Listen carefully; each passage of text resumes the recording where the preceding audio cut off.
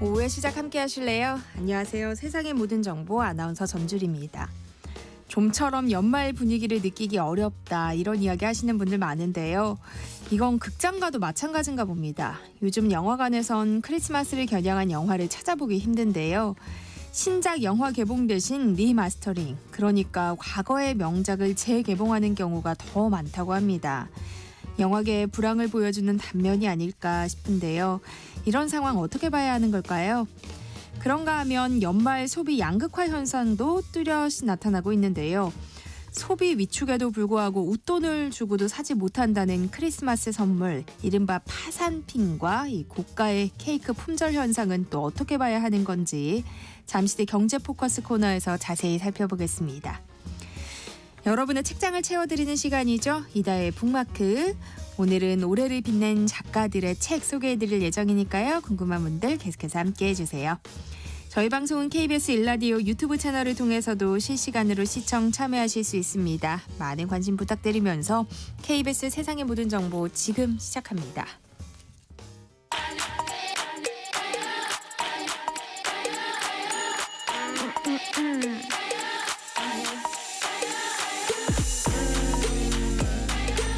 혹시 뉴스바 들으셨나요? 한낮에 전해진 소식들 꼼꼼히 정리해드리겠습니다. 오늘의 뉴스 조현정 시사평론가와 함께합니다. 안녕하세요. 네, 안녕하세요. 대국민 담화를 통해서 비상계엄 선포에 대한 책임을 피하지 않겠다고 밝힌 윤석열 대통령.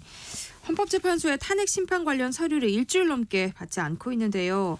헌재가 오늘 윤 대통령이 서류를 받은 것으로 간주할 것인지 입장을 밝힐 예정이에요. 네, 그렇습니다. 김영두 헌법재판관도 출근길에서 수명 재판관들이 논의해서 오늘 공보관이 발표할 거라고 답변을 했는데요.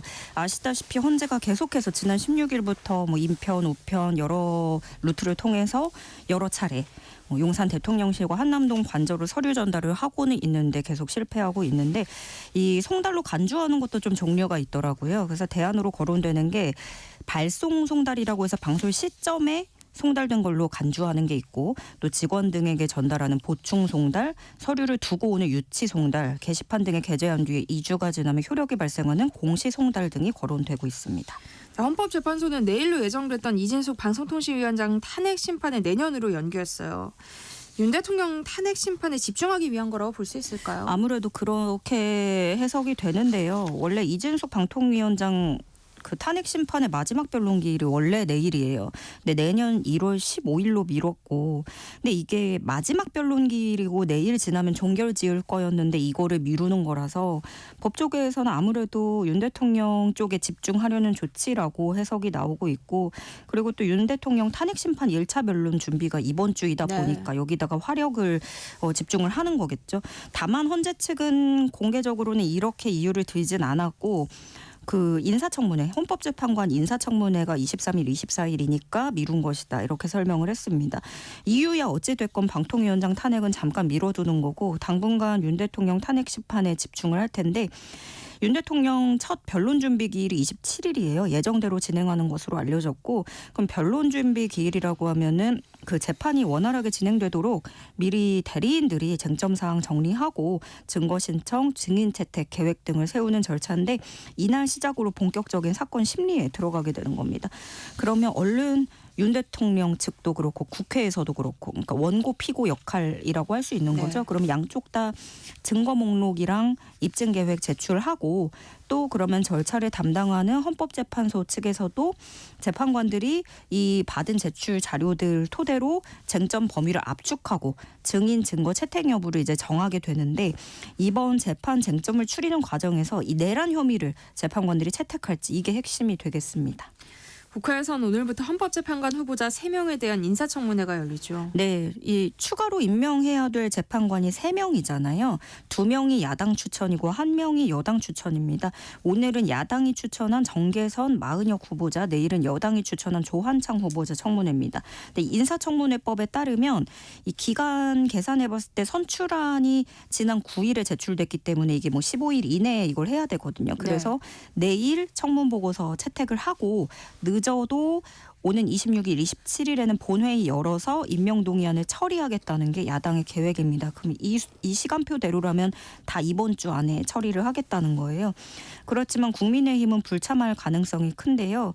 계속해서 한덕수 권한대행, 대통령 권한대행인 사람이 헌법재판관 임명 권한이 있겠느냐. 여당 주장은 없다라는 거잖아요. 그래서 권성동 국민의힘 당대표 권한대행은 한덕수 대행에게 헌법재판관 임명은 안 된다고 하지만 또 거부권은 행사를 해도 된다고 하고 장관도 임명해달라고 촉구를 했잖아요. 그러다 보니까 여기서 여당의 자가당착, 네. 자기 모순이 아니냐 이런 지적이 나오는데 여기에 대해서 권성동 원내대표는 이게 또 권한대행 역할 중에서도 행정부 수반 지위가 있고 국가 원수 지위가 있어서 그게 다르다라는 거예요. 그렇게 주장을 하고 있습니다.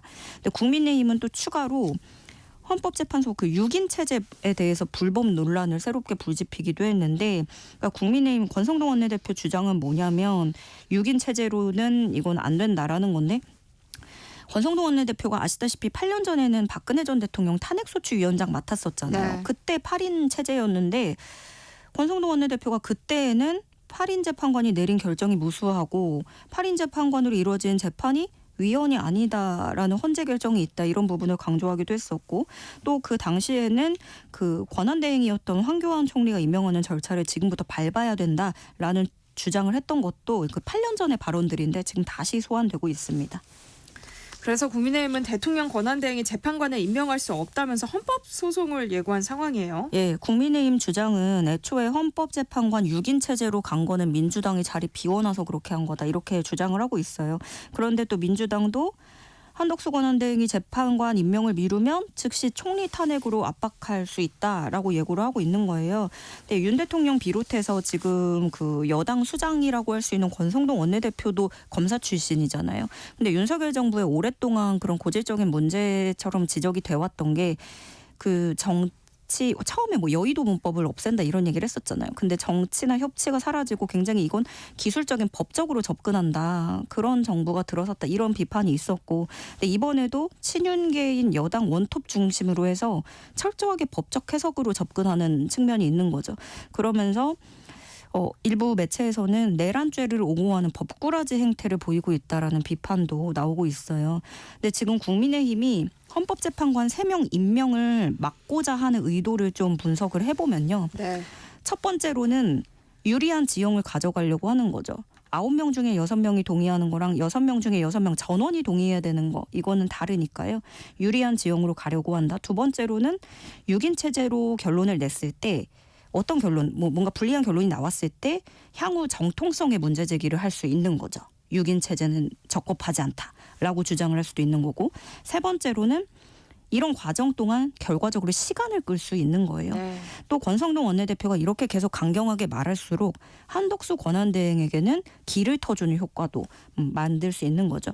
만약에 한덕수 권한대행이 임명을 하더라도 여당이 예고대로 권한쟁의 심판을 청구한다. 그렇다면 또다시 헌재가 판결을 내려야 되기 때문에 공석을 채우긴 어려울 거란 관측도 나오고요. 그렇지만 여당 내에서도 비판이 나오고 있습니다. 유승민 전 의원 같은 경우에는 헌재를 6인 체제로 놔둘 수는 없다. 4월 되면 두 명이 또 임기 만료인데 9인 체제로 지금 가는 게 당연히 정상이다. 이렇게 주장을 하기도 했습니다. 네, 이런 상황에 대해서 헌법재판관 후보자들은 어떤 입장을 밝히고 있나요? 네, 오늘 인사청문회 시작이 되잖아요. 여기서 자세한 답변들이 나올 텐데 그 전에 국회에 제출한 서면 답변을 보면 어느 정도 가늠을 할 수 있을 것 같아요. 이 헌법재판관 후보자들에게 물어봤을 때 비상계엄 선포가 내란에 해당하는지 이 질문에 대해서는 지금 헌재가 심리 중인 사건에 대해서 구체적인 견해를 답변하기는 어렵다는 취지로 3명 모두가 답했고요.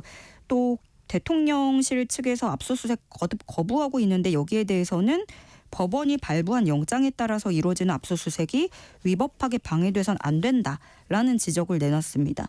그리고 또 헌법재판관 임명 권한 논란을 두고는 3명의 후보자 모두가 국회 추천 몫인 헌법재판관은 권한대행이 임명할 수 있다라는 취지로 답변했습니다. 한낮의 교양 파트너 지금 여러분께서는 세상의 모든 정보와 함께하고 계십니다. 네, 윤석열 대통령의 탄핵 소추안 국회 통과 이후 처음으로 맞은 주말이었는데요. 광화문 일대에서는 대규모 집회가 동시다발적으로 열렸어요. 네, 탄핵 소추안 표결 전까지는 국회하고 광화문, 여의도, 광화문 이렇게 나뉘어서 진행이 됐는데 탄핵 소추안 통과 이후에는 이제는 모두 광화문으로 집결하고 있습니다. 둘로 딱 쪼개져서 응원봉과 태극기 이렇게 대치하고 있는데요. 한쪽에서는 윤석열 즉각 퇴진, 구속, 탄핵, 내란 공범을 처벌해라 이런 구호들이 오가고 있고 반대로 비슷한 시각의 맞불 집회에서는 자유통일당 등이 이재명을 구속하고 주사파를 처단하자 비상계엄 수사가 내란이다 이렇게 외치고 있습니다. 다행히 지난주 집회에서는 양측의 물리적 충돌은 없었는데 우려되는 건 재판이 지연될수록 그리고 이렇게 자기 방어를 할수록 사회적인 갈등 양상이 너무나 커지고 있다. 그런 부분이 우려되고 있고요. 한편 전국 농민회 총연맹은 트랙터를 몰고 오랜 시간에 걸쳐서 상경을 했는데 경기 과천대로 남태령고개 인근에 도착했을 때 서울에 진입하지 못하도록 경찰이 저지하면서 대치했어요. 그래서 한때 남태령고개 양방향 8차로 도로 교통이 완전히 통제될 정도였는데 경찰이 양방향 도로에다가 경찰차로 차벽을 세웠고 무려 28시간이나 막혀 있었습니다. 이번 전농의 트랙터 행진에서는 좀 독특한 장면이 있었는데요. 윤 대통령 탄핵 집회에 참여했던 개개인의 시민들이 자발적으로 모여서 길을 트는데 도와주는 모습도 보였습니다. 네, 이런 가운데 직장인 커뮤니티 블라인드에 경찰청 소속으로 추정되는 작성자가 쓴 글이 논란이 되고 있어요. 예, 이 블라인드는 자신의 회사를 인증해야 그렇게 글을 쓸 수 있는 곳인데 제목이 이런 거였어요. 요즘 어린 여자애들 왜 이렇게 정신머리가 없냐라는 제목이었고 내용들을 보면 돌진하는 범죄자 농민들을 옹호하는 이제 XXX들은 대체 무슨 생각이냐라는 내용들이고 좌파 전문 시위꾼들에게 선동당해서 쏟아져 나와서 새벽에 나와서 고생하는 우리 직원들은 대체 무슨 고생이냐 이런 하소연이 있었고요. 그러면서 지휘부들이 답답하다 이렇게 토로를 해요. 유럽이었으면 머리에 총알로 이제 뚫었을 텐데 뭐 이런 식으로 얘기를 합니다. 이게 좀 더 적나라한 표현이 있는데 그렇게 얘기하면서 길바닥에서 징징대는 거 받아주는 게 정상이냐 이런 내용들로 이루어져 있어요. 말씀드렸듯이 이 직장을 인증해야 그 직업을 달고 글을 쓸 수 있는 곳이에요. 그래서 경찰청이라고 그 소속으로 이름이 되어 있고 사실 이제 경찰 집단이 다 같은 생각이라는 건 아니고 네. 이제 그런가 하면 반대급부로는 또 익명의 경찰 한 명은 또 SNS에다가 남태령 집회 참여자들 위해서 커피를 선결제하고 이제 모두들 드시라 이렇게 잘 부탁드린다라는 글을 쓰기도 했습니다. 최근 국민의힘 의원들의 텔레그램 대화방 글이 또 언론에 잇따라 공개된 것을 두고도 논란이 이어지고 있잖아요. 네, 여당은 정말 계속해서 좀 내부에서 스스로 정리가 안 되고 있어요. 그러니까 일부 탄핵을 당론에 맞서서 탄핵을 해야 된다라고 하는 의원들은 탄핵의 강, 내란의 강을 끊어내야 마지막 쇄신 기회가 될 거라고 보는 걸 텐데 또 한편에서는 탄핵을 반대하는 우리 지지자들의 목소리도 들어야 된다라는 갈등이 표출되고 있는 겁니다. 한 친윤계 의원은 의원들 텔레그램방에서 그 광화문 탄핵 반대 집회 사진을 올렸어요. 그러면서 왜 언론에서는 이들을 주목하지 않아주냐. 국민의힘에 표를 준 분들인데 왜 외면하냐 이런 취지로 올린 것으로 알려졌는데 결국에 지지층을 보고 가겠다는 거죠. 그러면은 외연 확장은 버리고 당장 소나기를 피하려는 소탐대실이다라는 비판이 나오고 또 과거 사례처럼 영남 자민련으로 쪼그라들 수 있다는 비판도 나옵니다. 근데 이거는 당 스스로의 자성과 쇄신의 기회의 문제겠지만 그것도 그렇고 한동훈 대표 떠난 뒤에도 당내 갈등이 심각해요. 의총에서 한동훈 전 대표에게 물병 던졌다. 탄핵에 찬성한 의원들을 공개적으로 일어나게 해가지고 색출 작업하자 이런 얘기도 있었고 왕따 취급을 한다. 이런 잡음들이 계속해서 들려오는데 이번에 녹취도 떴었잖아요. 근데 그게 지난 19일에 있던 비공개 의총을 녹취한 거거든요. 근데 친윤계 의원들이 한동훈 전 대표를 성토하고 고성이 오갔고 녹취록 확인해 보면 저런 걸 법무부 장관에 앉힌 윤석열이 제 눈 지가 찌른 것이다. 뭐 이런 막말도 포함된 것으로 확인이 됐는데, 그러니까 상황이 어찌 됐든 이 뭐 잘잘못을 가리지 않고 그걸 떠나서 비공개로 이루어져야 될 것이 유출된 것 때문에 친한계가 문매를 맞고 있어요. 애초에 비공개 의총을 몰래 녹음하고 그걸 공개할 수 있다고 생각한 것에 경악한다. 이런 비난 쏟아지고 있고요. 이번에 국민의힘 보좌진 협의회까지 비판 성명을 냈는데, 사실 이 보좌진 협의회가 이런 성명을 냈다는 건 이 자체가 이분들은 의원의 뜻을 따르는 사람들이잖아요. 그래서 어떻게 뭐 자기 의사 결정을 할 수가 없는 상황에서 이거는 국민의힘 존립 위기를 단적으로 보여주는 그런 성명이었다라고 보여지고요. 그래서 국민의힘 지도부는 일축하면서 악의적으로 편집된 내용이다라고 하면서 명백한 해당 행위라고 강하게 비판하고 있습니다. 경찰이 비상계엄 전 국무회의에서 윤석열 대통령이 최상목 경제부총리에게 하달한 지시 문건을 확보했는데요. 여기에 국회 운영비를 끊으라는 내용이 담겨 있다고요. 네, 이 문건에는 국회 운영비를 끊어라, 비상계엄 입법부 운영 예산에 짜라라는 내용의 지시가 담긴 것으로 전해졌습니다. 근데 실제로 앞서 최상목 경제부총리가 그 진술할 때 봤더니 계엄을 전제로 한 조치사항 같은 것으로 느낌을 받았다. 이렇게 진술을 했었고, 기재부 차관보도 계엄 관련된 예비비 관련 재정자금 확보, 이렇게 제가 기억하고 있다라는 취지로 진술을 한 적이 있어요. 그러면 이제 앞으로 뭐 국회 체포조 얘기도 나오는데, 그 체포조 의혹 확인하고 그 의회 활동을 막고 체포하고 뭐 국회 경비 지급까지 건드리면서 틀어막아서 국회 권한을 제약하려고 했는지, 그런 위헌적인 지시를 내렸는지, 이게 쟁점이 될 전망이고요. 공조보는 윤석열 대통령의 통화 내역도 확보를 했습니다. 이 통화 내역은 비화폰이 아니라 윤 대통령의 일반 휴대전화 통화 내역이라고 하고요. 경찰이 통신영장 신청하고 공수처가 청구해서 법원이 영장을 발부했습니다. 네, 오늘의 뉴스 여기까지 하겠습니다. 조현정 시사평론가와 함께했습니다. 고맙습니다. 네, 고맙습니다. KBS 1라디오 세상의 모든 정보 함께하고 계신 지금 시각은 12시 37분입니다. 이 시각 교통정보 알아봅니다. 네, 먼저 고속도로 상황인데요. 경부고속도로 서울 쪽으로 양산분기점에서 서울산까지는 작업을 하고 있고요. 안성분기점에서 휴게소까지 5차로가 작업으로 막혀 있습니다. 안성분기점부터 정체고요. 죽전휴게소에서 서울요금소까지는 5차로가 작업으로 막혀 있어서 여파로 막히고 있습니다. 양재 부근에서 반포까지 밀리고요. 반대 부산 방향은 잠원에서 서초까지 제속도 못 냅니다. 죽전 부근 2차로입니다. 승용차 관련 사고 나서 처리하고 있고요. 기흥에서 경부 동탄터널까지는 5차로가 작업으로 막혀 있습니다. 서해안고속도로 서울 방향 화촌 7터널에서 내촌 부근까지는 1차로가 작업을 하고 있고요. 영동고속도로는 서창 분기점에서 월곶 분기점까지 정체입니다. 더 가서 둔대 분기점에서 부곡까지 어렵고요. 서안산 부근 정체는 현재 작업 때문입니다. KBS 교통정보센터에서 정현정입니다.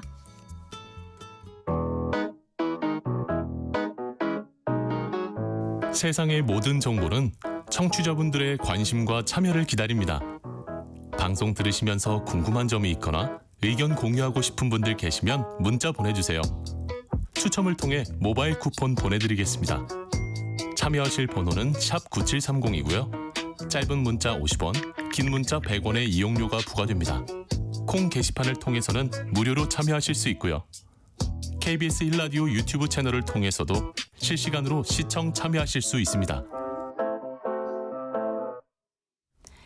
꼭 알아야 할 정보를 알기 쉽게 전달해드리는 시간이죠. 세상의 모든 지식, 월요일은 경제포커스 KBS 강푸른 기자와 함께합니다. 어서 오세요. 안녕하세요. 이제 이틀 뒤면 크리스마스예요. 좋은 계획 세우셨어요? 아직 뭐 계획은 딱히 없고요. 사실은 이제 크리스마스가 얼마 안 남았다는 것도 며칠 전에 알았습니다.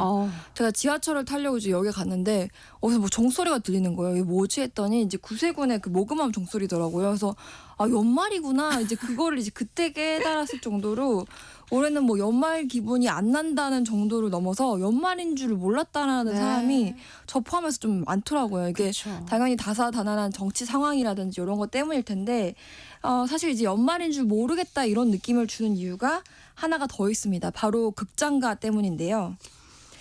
사실 이제 매년 이맘때쯤이면 가족이나 뭐 연인들을 겨냥한 그런 영화들이 이제 개봉을 하고 또 맞아요. 대대적으로 홍보를 하기 마련이잖아요. 근데 올해는 그런 이제 별다른 개봉작이 없는 게 이제 연말 개봉이 안 나는 그런 이유 중에 하나입니다.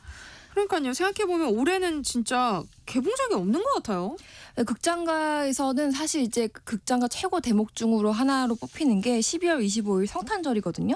그러니까 말씀하신 것처럼 이제 성탄절에 맞춰서 당연히 배급사들이 내놓는 영화들이 있습니다. 네. 잘 아시는 러브 액츄얼리 같은 이제 로맨틱 코미디 영화라든지 아니면 뭐 겨울왕국류의 온 가족이 볼 수 있는 대작 애니메이션이라든지 이런 게 이제 소위 말하는 이제 크리스마스 시즌 영화인데요. 네. 이날 하루에만 무려 뭐 200만 명이 극장을 찾는다는 기록이 있을 정도니까 당연히 이제 그에 맞춰서 준비를 하기 마련인데 올해는 분위기가 좀 다릅니다. 내일 개봉하는 하얼빈이나 이제 올해 마지막 날인 31일에 개봉하는 보고타 같은 경우에도 둘 다 좀 분위기가 무겁고 좀 진지하거든요. 그래서 이제 크리스마스 한 주 전에 좀 미리 개봉을 한 실사 영화 무파사 라이온 킹 같은 경우에도 뭐 디즈니가 굉장히 야심차게 준비한 작품인데도 불구하고 예매율이 좀 저조해서 아직까지 극장가에서 힘을 별로 못 쓰는 상황입니다. 조금 뻔하고 유치할 수는 있지만 또 보고 나면 기분 좋아지는 게 크리스마스 영화의 매력이잖아요. 근데 좀 아쉬운 기분이 많이 드네요. 근데 이게 할리우드에서도 이렇게 크리스마스를 겨냥한 영화를 좀 덜 만드는 거예요? 그건 아닙니다. 원래 우리보다는 미국인들이 훨씬 더 이제 크리스마스에 몇 배로 진심이잖아요. 이제 만들긴 했습니다. 그런데 그 영화들이 다 OTT로 직행을 했어요. 뭐 넷플릭스 같은 이제 OTT 서비스 구독하시는 분들은 아시겠지만 지금 켜보시면 전형적으로 우리가 생각하는 그런 영화들 항상 꼭 이제 빨간 목도리 하고 있고 뭐 스웨터 입고 뒤에 이제 벽난로 네. 있고 손에 이제 머그컵 같은 거 들고 이렇게 미소를 짓고 있는 이제 그런 이제 영화 배우들이 포스터를 장식하는 그런 이제 영화들만 우수수수 지금 메인 화면에 올라와 있거든요. 이게 사실 좀 유쾌하게 제가 말씀을 드리긴 했지만 사실 요 몇 년간의 영화계 트렌드를 완전히 좀 보여주는 좀 씁쓸한 이제 현상이라고도 볼 수가 있습니다. 신작들은 다 넷플릭스나 뭐 디즈니 플러스 같은 이런 OTT로 직행을 하고 극장가는 전국에 우리나라의 상영관이 500개가 넘거든요. 그런 것들은 대부분 다 뭐 리메이크 아니면은 뭐 재개봉 좀 더 멋있게 말하면 리마스터링 이제 이런 작품들로 채워지고 있는 현실입니다. 물론 과거의 명작을 다시 볼 수 있다는 점에서 재개봉 기다리시는 분들도 계시겠지만 뭐 리마스터링이나 리메이크가 극장가의 트렌드라는 건 영화 산업의 불황을 보여주는 거잖아요. 그래서 좀 씁쓸하긴 하네요. 근데 최근 영화계에 좋지 않은 소식이 또 하나 전해졌다고요. 네, 그렇습니다. 계엄과 탄핵 전국 그 사이에 있었던 일이라서 사실 모르시는 분들도 많을 텐데요. 워낙 뭐 자고 일어나면 요새 뉴스가 워낙 많잖아요. 네. 근데 사실 지난 10일에 영화계 분들에게는 좀 가슴 아픈 일이 있었습니다. 국회에서 영화관 입장권 부과금을 폐지하는 법안이 통과가 된 건데요. 이게 무슨 말이냐면요. 우리가 영화관 티켓을 이제 한 장씩 끊을 때마다 그 안에 3%는 그동안 영화진흥법에 따라서 영화 발전 기금으로 징수가 되었습니다. 네. 예를 들어서 자 이따 저녁에 이제 여의도 그 CGV 가가지고 서방관 한 편을 보면 14,000원을 내거든요. 이제 그러면 408원이 이 발전 기금으로 가고요. 주말에 뭐 내가 좀 특별관을 가가지고 좀 비싼 이제 티켓 네. 끊어서 위키드 같은 거 본다. 그러면 이제 16,000원을 내는데 그 중에 466원이 또 이 기금으로 갑니다. 그러니까 뭐 우리 입장에서는 뭐 비싼 티켓을 끊든 뭐 평일에 보든 이렇게 해도 계산을 해보면 500원도 안 되는 돈이거든요. 근데 이렇게 모인 돈이 뭐 1년을 다 모으면 연간 수백억짜리 기금이 되는데요. 2019년에는 한 545억이 거쳤고요. 이제 코로나19 거치면서 뭐 한때는 3분의 1토막까지 내려갔다가 작년에는 260억 정도 이제 거쳤거든요. 이제 이 돈이 미래의 뭐 봉준호 감독을 육성하는 한국 영화 아카데미라든지 아니면은 뭐 독립예술영화 지원 그리고 영화 전반의 창작, 제작, 수출 등에 쓰이고 있습니다. 그래서 뭐 전 세계 우리 K 시네마를 알리는 데도 쓰이고 또 영화를 사랑하는 우리나라 관객들한테 뭐 좋은 영화를 제공해 줄 수 있는 일종의 선순환 구조를 유지하려면 이 영화 발전 기금이라는 게 꼭 필요하다는 게 영화계의 주장이었습니다. 영화 발전 기금의 취지는 좋지만 근데 이걸 왜 정부가 아니라 일반 국민 또 개별 관객들이 책임을 져야 하느냐 이건 형평성에 어긋난다 이런 지적이 있던 것도 사실이잖아요. 관객들 입장에선 비싼 영화표를 500원이라도 뭐 싸게 볼 수 있다면 좋은 일 아니에요? 이 영화 발전 기금이요. 2007년에 처음 조성이 됐는데 정부가 돈을 마지막으로 부담한 건 2008년 단 2년에 불과합니다.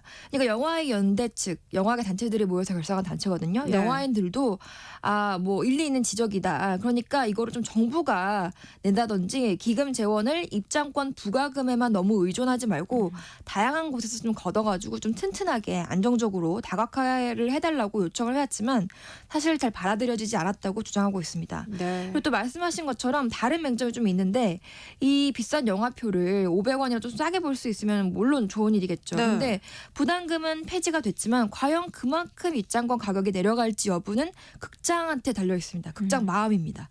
이게 법적으로는 관객이 내는 부과금이라고 규정이 돼 있지만 극장하고 배급사 쪽은 원래는 우리가 티켓 팔아서 챙겨갈 수 있는 그 수익 원래 자기들이 다 100% 가져갈 수 있던 그 수익에서 빠져나가는 그만큼 빠져나가 왔던 돈이라고 생각을 하기 때문인데요. 네. 이 평균을 내보면 인당 한 450원 수준이었던 이 부과금이 사라진다고 해도 그만큼 영화관 입장료가 내려갈지 여부는 아직 미지수입니다.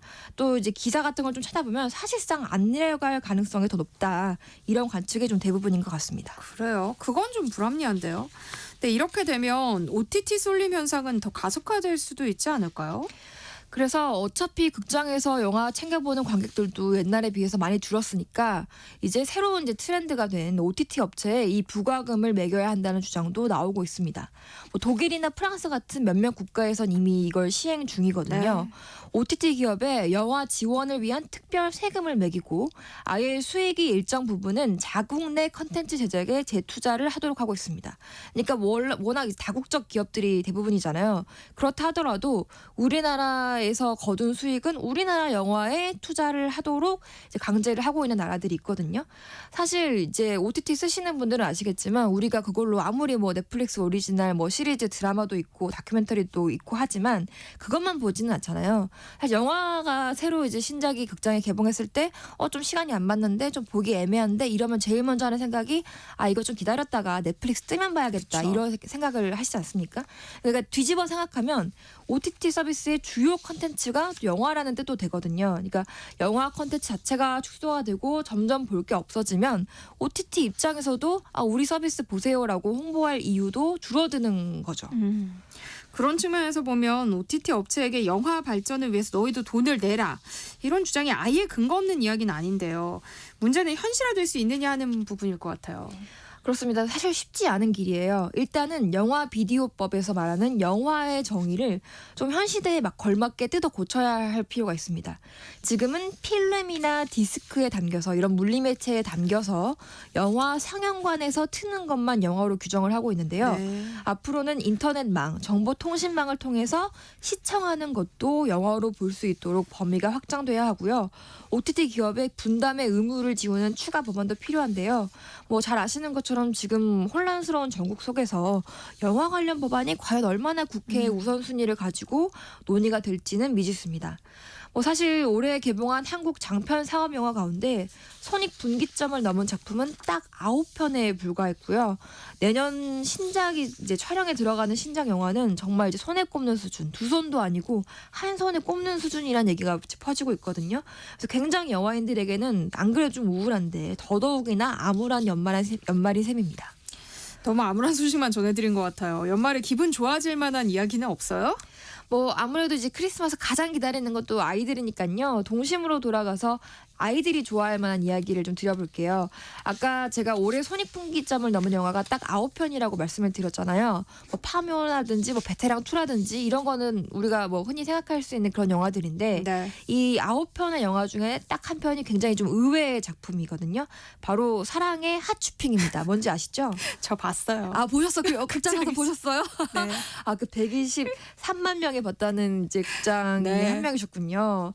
이게 원래는 TV 애니메이션 캐치 티니핑을 극장용으로 만든 건데 123만 명이 극장에서 봤거든요. 네. 이게 손익분기점의 2배를 훌쩍 넘는 수치입니다. 이게 한국 애니메이션 역사상 100만 관객이 나온 게 2012년 이후 처음이라고 해요. 왜냐하면 아이만 보는 게 아니고 엄마 아빠가 다 같이 가서 보다 보니까 이런 이제 관객 그쵸. 수가 나온 것 같은데 어떠셨어요? 뭐요? 재밌었냐고 묻는 네, 거예요? 재밌으셨나요? 아이가 좋아했어요. 아이가 좋아서. 아이 나이가 혹시 어떻게 되시는지? 7살이에요. 이게 딱 그 9살까지 아이들한테서 정말 인기가 6, 9살 이 나이 때 연령대한테 인기가 많다고 하더라고요. 맞아요. 그래서 올해 이제 산타 할아버지한테 뭐 갖고 싶어? 나 이제 써봐 이렇게 하면은 굉장히 구체적으로 이 티니핑 캐릭터 이름을 써냈다는 사례가 적지 않다고 하거든요. 이제 설명이 이제 필요 없을 만큼 뜨거운 인기고 젊은이들 사이에서도 이게 입소문을 타면서 나 오늘 출근하느라 너무 힘들었어. 지금 출근핑이야. 나 뭐 지금 너무 피곤해. 나 피곤핑이야. 퇴근하고 싶어. 퇴근핑 하고 싶어. 뭐 이런 식으로 이제 패러디 대상이 될 정도로 이제 전 연령대에서 인기를 끌고 있는데 네. 이제 요새 크리스마스를 앞둔 부모들 사이에서는 이러다가 나 파산핑 되겠다라는 농담이 돌고 있다고 합니다. 파산핑 무슨 뜻이에요? 이게 뭐 하츄핑, 뭐 루루핑, 뭐 잘 아시죠? 댄스핑, 네. 발레핑 워낙 이게 종류가 많은데 이게 다 뭐냐고 하냐면 뭐냐면은 이 애니메이션에 등장하는 요정 캐릭터들의 이름이잖아요.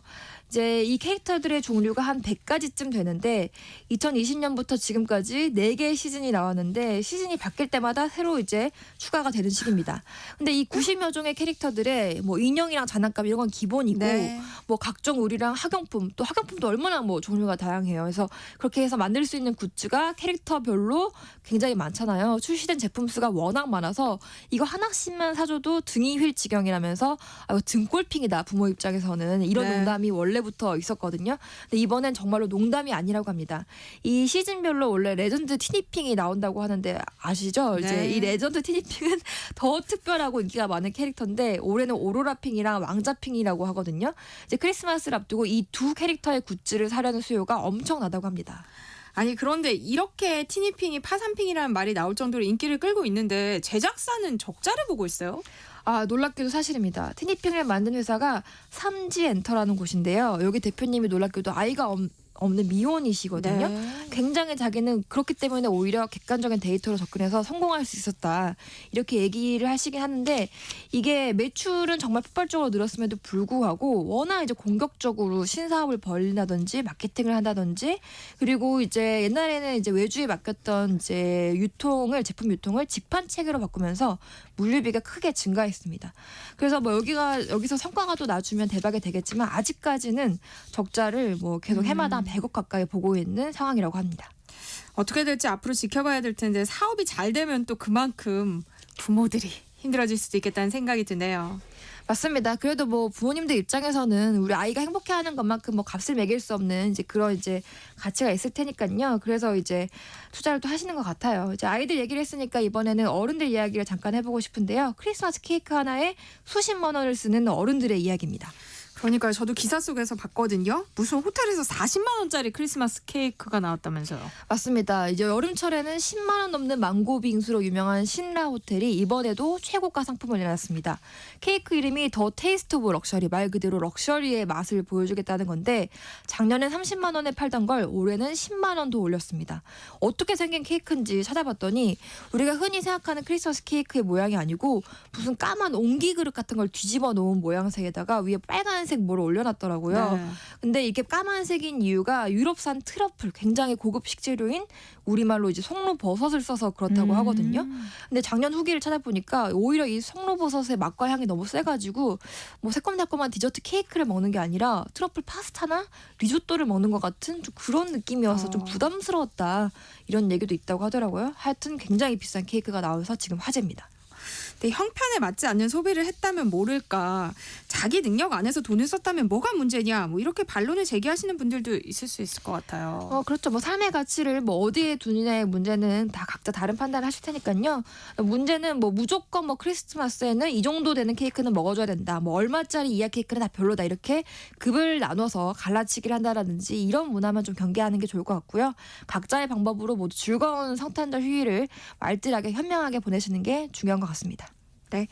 세상의 모든 지식 월요일 경제 포커스 오늘은 여기까지 하겠습니다. 강푸른 KBS 기자와 함께했습니다. 고맙습니다.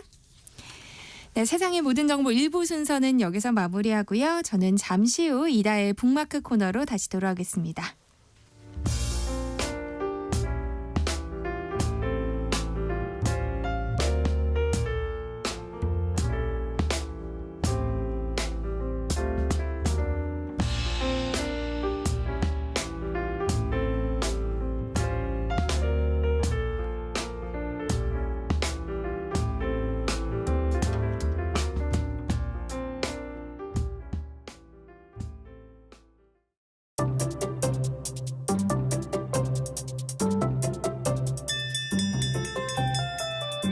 그 시절 12시 점심시간 종이 울리면 과연 오늘의 급식은 뭘까 궁금해하며 달려나갔습니다. 직장인이 된 지금 시계가 정오를 향해 달리면 오늘은 또 뭘 먹을까 작지만 행복한 고민을 합니다. 가장 허기질 시간 낮 12시 20분. 오늘의 뉴스가 궁금하신가요? 다양한 영양소를 골고루 담은 맛있는 뉴스 한 상 차려드리겠습니다. 오늘은 뭐 들을까 고민하지 마세요. 월요일부터 금요일 낮 12시 20분 언제나 이곳에서 당신을 기다리고 있는 세상의 모든 정보 아나운서 전주리입니다.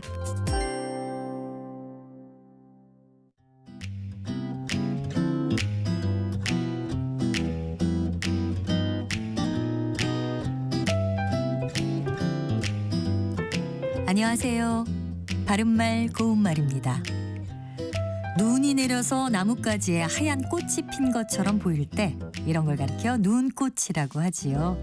글자 그대로 나뭇가지 따위에 꽃이 핀 것처럼 얹힌 눈을 말합니다. 지난 11월 말에 올해 첫눈이 내리면서 곳곳에 눈꽃이 피었었죠. 그때는 공교롭게도 눈의 습기를 머금은 습설이었습니다. 그래서 시설물 붕괴나 교통마비 상태 등을 일으키기도 했는데요. 이렇게 눈꽃은 보기에는 아름답지만 무서운 결과를 가져올 수도 있다는 점에서 각별한 주의가 필요합니다. 또 첫눈이 내릴 때 한라산에서는 상고대가 피기도 했습니다. 상고대는 나무나 풀에 내려 눈처럼 된 서리를 뜻하는데요. 자, 그럼 이 상고대는 우리 고유어 표현일까요? 아니면 한자어일까요? 상고대의 뜻이 눈처럼 된 설이니까 혹시 한자 서리상자를 쓰진 않을까 이렇게 생각할 수도 있겠지만 상고대는 우리 고유어 표현입니다. 하나 더 말씀드리면 몹시 마음의 답답함을 느끼다라는 뜻을 가진 관용구 복장이 터지다에서 복장은 가슴의 한복판을 뜻하기도 하고요. 속으로 품고 있는 생각을 의미하기도 합니다. 바로 이 복장 역시 한자어 표현이 아니라 우리 고유어라는 것도 함께 알아두시면 좋겠습니다. 바른말 고운말 아나운서 변희영이었습니다.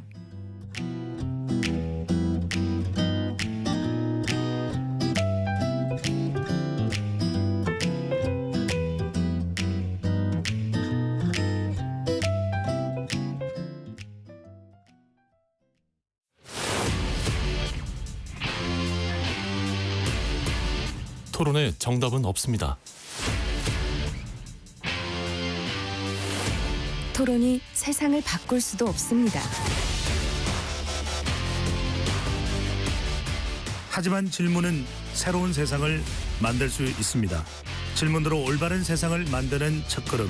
평일 저녁 7시 20분 KBS 열린 토론.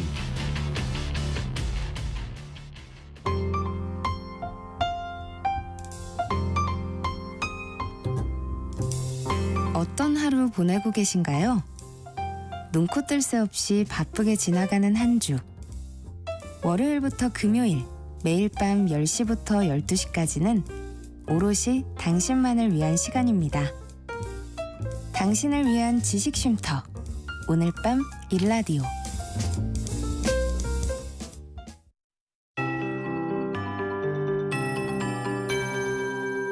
KBS 58분 날씨. 오늘 아침에는 많이 추웠는데요. 지금은 아침보다 10도 안팎 기온이 오르면서 공기가 한결 부드러워졌습니다. 예상 낮 최고 기온은 서울 5도, 대전 6도, 광주 7도, 대구 강릉 8도, 부산 제주 10도 등으로 어제보다 2도에서 5도 정도 높아 평년 기온을 회복하겠습니다. 오늘 대부분 지역이 대체로 맑겠지만 충남과 전북은 늦은 오후까지 약하게 눈이 날리거나 빗방울이 떨어지는 곳이 있겠습니다. 내일 아침까지는 많이 춥겠습니다. 아직 경기도와 강원도, 충북 내륙에는 한파특보가 발효 중이고요. 내일 아침에 철원 영하 13도, 서울 영하 6도, 대구 영하 2도, 광주 영하 1도까지 떨어지겠습니다. 내일 낮 기온은 오늘과 비슷하거나 조금 낮을 전망입니다. 내일은 전국이 대체로 맑다가 차차 구름이 많아지겠고요. 성탄절인 모레 수요일에는 전국에 구름이 많이 끼면서 일부 지역은 흐리겠습니다. 수요일과 목요일에 평년 기온을 조금 웃돌며 추위가 주춤하겠지만 금요일부터 다시 강추위가 찾아올 것으로 예상됩니다. 한편 지금 강원 영동과 경상도 해안을 중심으로 건조주의보가 이어지고 있고 바람도 강하게 불고 있으니까요. 불조심하시기 바랍니다. 현재 서울의 기온은 5.3도입니다. 송소진입니다.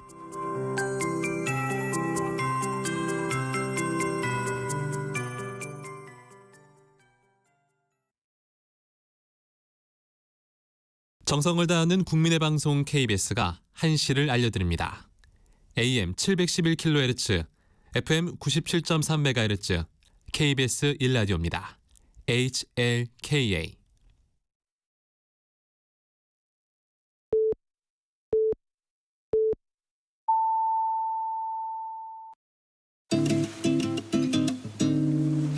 나른한 오후를 책임질 영양 만점 지식 비타민. 세상의 모든 정보.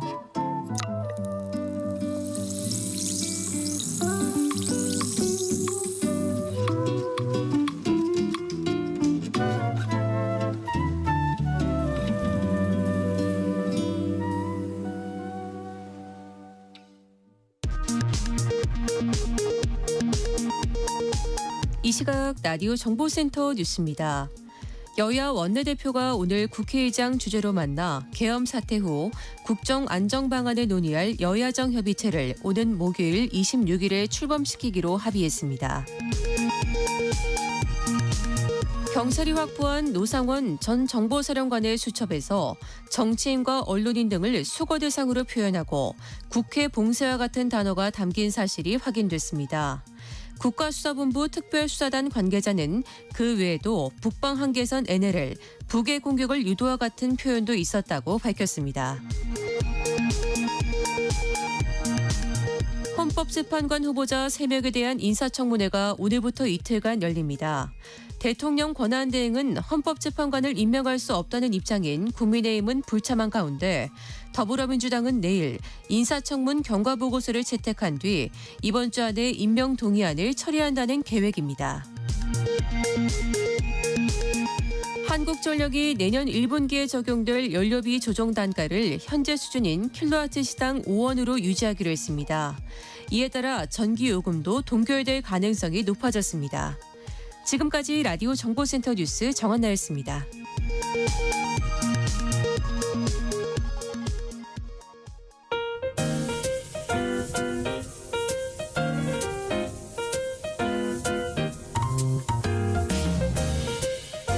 정신없이 바쁜 하루, 지금 우리 주변에서 벌어지고 있는 사건, 사고 소식들 한숨 돌리며 살펴보시죠. 하프타임 뉴스 임선우 뉴스캐스터와 함께합니다. 어서 오세요. 안녕하세요. 올해도 며칠 안 남았어요. 그런데 연말 대목을 앞두고 자영업자들은 한숨만 커지고 있다고요. 네, 비상기업 이후 소비가 얼어붙으면서 내수 침체가 서민 경제 구석구석 연쇄적으로 파급 효과를 내고 있습니다. 연말 모임도 없어 식당가도 조용하고요. 심지어 배달까지도 많이 줄었다고 하는데요. 통계청에 따르면 지난 6일 기준 배달 외식 매출 건수는 1년 전보다 8% 줄었는데 지난 10월 4일 이후 줄곧 마이너스 흐름을 보여주고 있습니다. 통계청의 서비스업 동향조사 소매 판매액 지수도 상황은 비슷한데요. 가장 최근 통계로 지난 10월 기준 실질적 소비 수준을 보여주는 소매 판매액 지수도 1년 전보다 0.8% 줄어 지난 3월부터 8달 연속으로 뒷걸음질 쳤습니다. 정부가 연달아 소상공인 대책을 발표했지만 눈에 띄는 효과는 나타나지 않고 있고요. 10,000원짜리 한 장으로는 점심 한 끼 챙기기 어려운 요즘 소비자 입장에서도 지갑을 열기에는 체감 물가가 여전히 높은데 그러는 동안 자영업자들의 어려움은 가중되고 있습니다.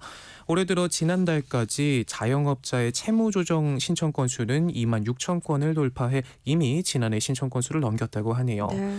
전문가들은 앞으로 혼란이 지속할 6개월 동안 정부가 취약계층에 도움이 될 수 있는 정책을 얼마나 빠르게 내느냐가 경제 안정화의 관건이라고 지적하고 있습니다. 전통시장도 비슷한 상황이에요? 네, 물가 상승과 경기 침체 여기에 비상계엄 여파까지 삼중고 직격탄을 맞아 그야말로 곡소리 나는 요즘입니다. 유독 혹독한 이번 연말 상인들은 손님이 많아 보여도 대부분이 허수다, 속빈 강정이다라고 말하기도 하고요. 원재료 값이 많이 오른 탓에 물건 값을 올릴 수밖에 없어 단골 손님들의 원성이 높다 합니다. 8년 전 대형 화재로 4지구가 통째로 사라진 서문시장은 여전히 고통에서 탈출하지 못하면서 일부 상인들은 대체 상가에 더부살이를 하고 있기도 하고요. 철강업으로 먹고 사는 포항시는 상황이 더 심각하다고 합니다. 포스코가 중국산 저가 공세에 밀려 포항제철소 내 공장 2곳을 폐쇄했고 현대제철도 포항 2공장 가동을 중단하면서 지역 경기가 얼어붙었는데 설상가상 비상계엄 여파로 소비 심리가 위축돼 관광객들의 발길마저 또 끊겼습니다.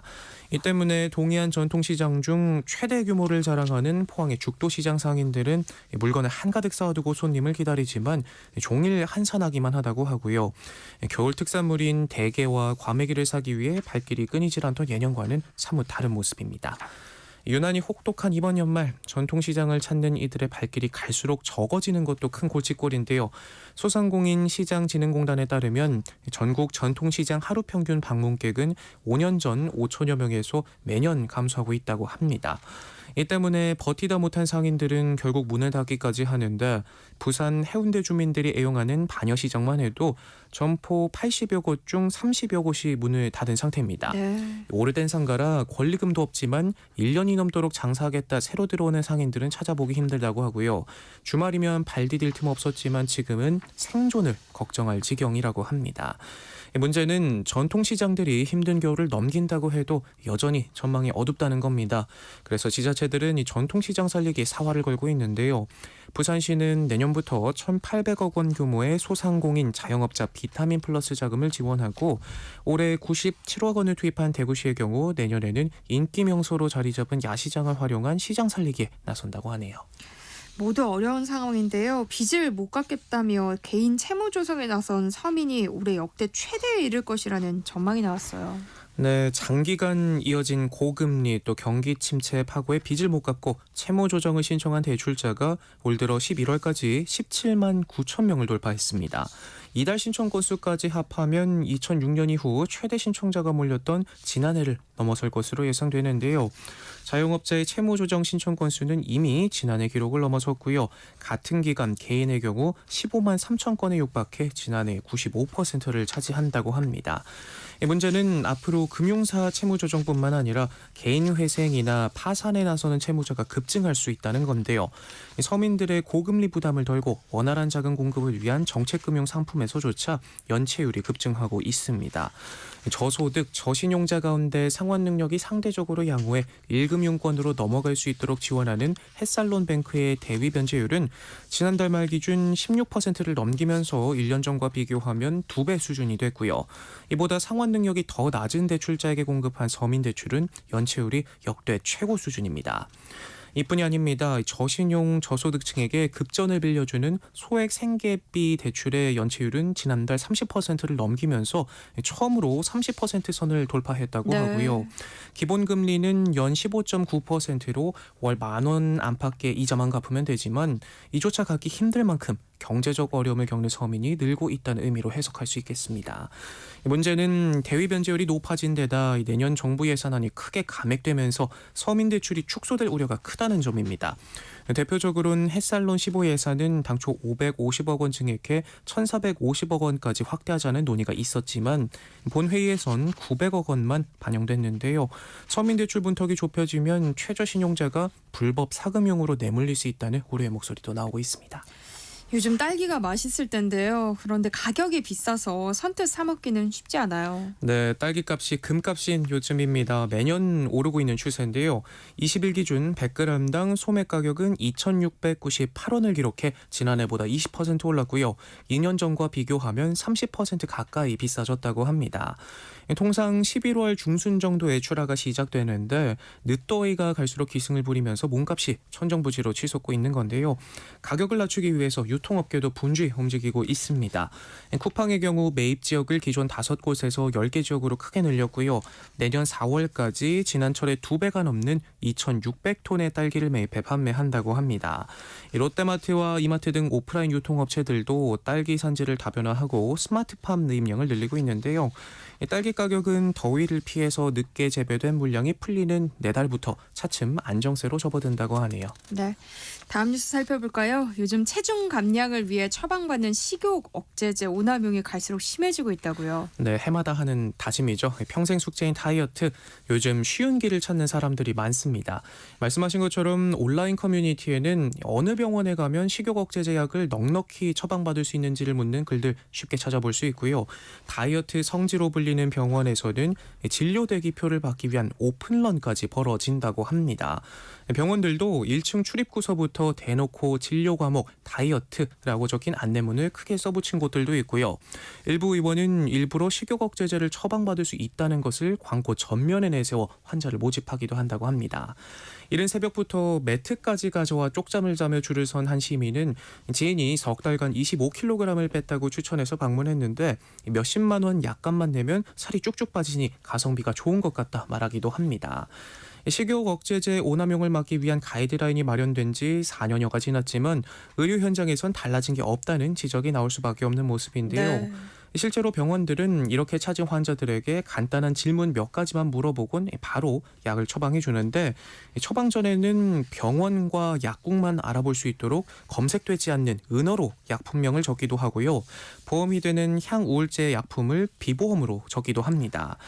처방하는 의약품 중에는 펜디메트라진도 있었는데 중독성과 의존성이 높은 마약류 향정신성 식욕 억제제라고 하고요. 네. 과다 복용하게 되면 불면증의 환청까지 생길 수 있고 심한 경우 심장 이상, 정신분열 같은 치명적인 부작용이 발생할 수 있는데도 버젓이 다이어트 약으로 처방되고 있습니다.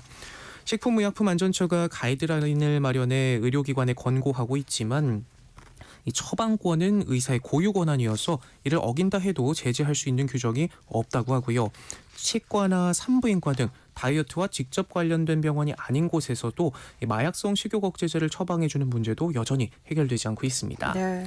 전문가들은 약의 처방 권한이 의사에게 있긴 하지만 이른바 성지병원으로 불리는 곳들의 약 처방은 본래 목적이 아니라 살 빼는 쪽으로 유도하기 위해 매우 난잡하게 처방돼 있다면서 향정신성 의약품을 장기 복용하면 중독 증세가 생기고 또 정상적인 사람의 중추신경계 문제가 발생할 수 있어서 매우 주의해야 한다 경고하고 있습니다. 서울시가 지난 9월부터 외국인 가사관리사 제도를 시범 도입했는데요.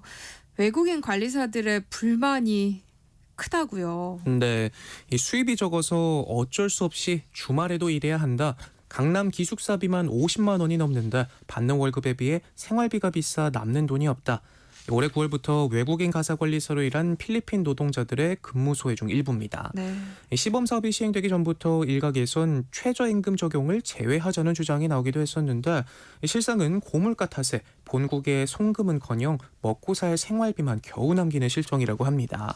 중소기업중앙회가 지난 10월 초 조사한 내용에 따르면 이 필리핀 가사관리사들은 서울 강남구에 있는 한평 남짓한 단칸방에 살면서 방세로 매달 53만 9천 원을 내는 것으로 나타냈고요. 숙소가 너무 비싸다. 기숙사비부터 교통비, 음식, 필요비용이 전부 본인 부담이라 월급에서 남는 게 없다 토로합니다. 실제로 9월 월급 명세서를 보면 월급 183만여 원 중 40%에 가까운 금액이 숙소비며 통신비, 소득세와 사회보험 등 각종 항목으로 공제됐고요. 실수령액인 112만 원으로 서울 도심에서 한 달 식비며 교통비, 각종 생활비까지 부담해야 합니다. 혼자 한국에 와서 일하는 외국인 노동자는 본인이 버는 것의 80%는 본국에 송금한다. 한국의 인건비 수준이 몇 배나 된다며 최저임금 차등 적용 필요성을 강변한 이들의 주장과의 현실은 또 너무도 다른 모습입니다. 전 업무 환경도 열악하고 기대와 다르다는 반응이 많이 보이는데요. 점심 먹을 시간도 없어 근무지 이동 중에 공원이나 지하철역에서 급하게 도시락으로 끼니를 때우고 매일 출퇴근 시간도 왕복 4시간이 넘는 경우도 있었습니다. 특히 시범사업 시행 전부터 논란을 부른 업무 범위, 그러니까 가사노동 수행 범위를 두고 현장 혼란과 불만이 굉장히 큰데요. 앞서 필리핀 정부는 가사 도우미가 아닌 숙련된 돌봄 제공자라며 이 집안일은 아이 돌봄과 관련된 것에 한해 제한적으로 가능하다는 입장을 밝힌 반면 한국 정부는 아이 돌봄과 가사 모두 가능한 인력인 것처럼 홍보해 왔습니다. 이 때문에 돌봄 제공자라고 듣고 왔는데 생각과 너무 다르다. 집의 거실과 주방, 방 5개 청소에 빨래와 손세탁 등 업무량이 너무 많았다. 8시간 내리 쉬는 시간 없이 일해야 하니 눈물이 나올 정도로 힘들다라고 불만을 토로하기도 하고요.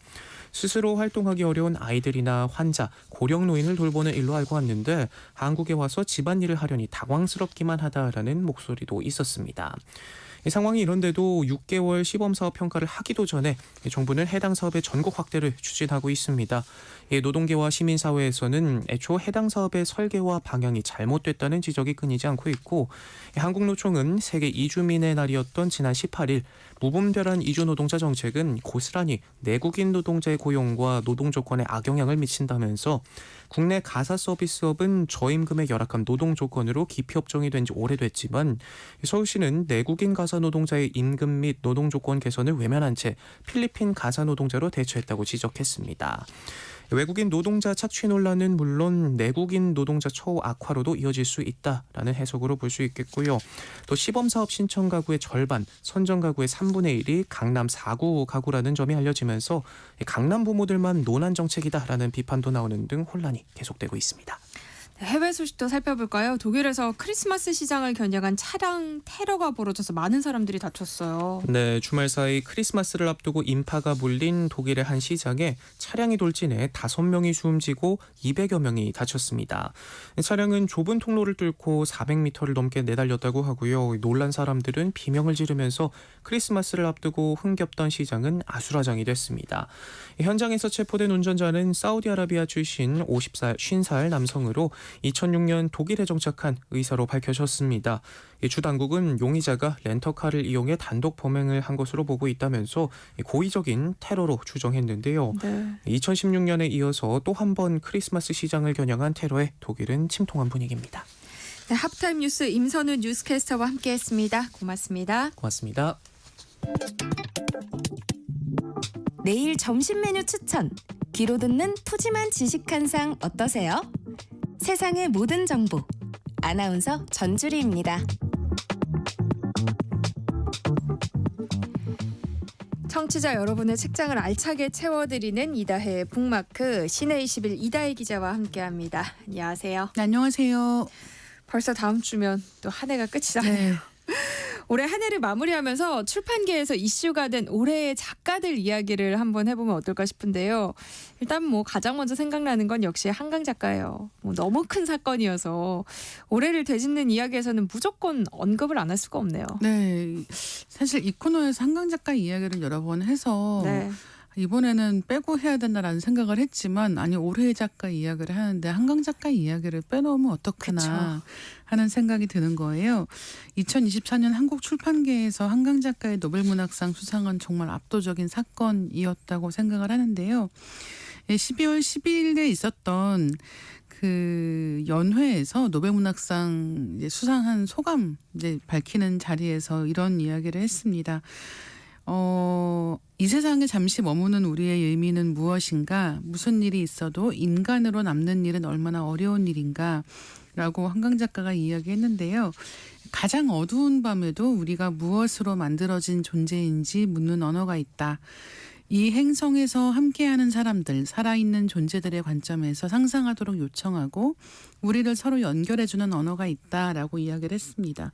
사실 우리를 서로 연결하는 언어가 있다라고 하는 게 굉장히 중요한 믿음이란 생각이 들어요. 그리고 제가 최근에 이제 접한 그런 연구 결과 이런 거였는데 세상은 결국 올바른 사람들에 의해서 올바른 방향으로 바뀌어갈 것이다 라고 하는 믿음을 가지고 있는 사람들은 소설 읽는 사람들 중에 많다는 거예요. 네. 그러니까 어떻게 보면 소설은 뉴스하고 다르잖아요. 뉴스는 현실 세계를 그대로 보여주는 것이고 소설에서는 항상 그 이야기가 어떤 방식으로든 이 주인공, 선한 주인공이 승리하고 더 많은 다수의 선한 사람들이 올바른 방향으로 나아가는 이야기일 때가 많고, 그래서 아마 많은 분들이 소설을 읽을 때 이건 너무 이상적인 이야기 아니야 라고 생각하실 수 있을 것 같은데, 오히려 이런 이야기들을 자주 접하는 사람들이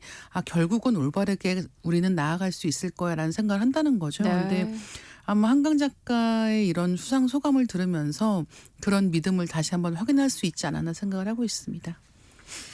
2024년 올해 또 어떤 작가들이 올해의 작가들일지 궁금한데요. 한국 작가 중에서 눈에 띄는 작가들은 어떤 사람들이 있을까요?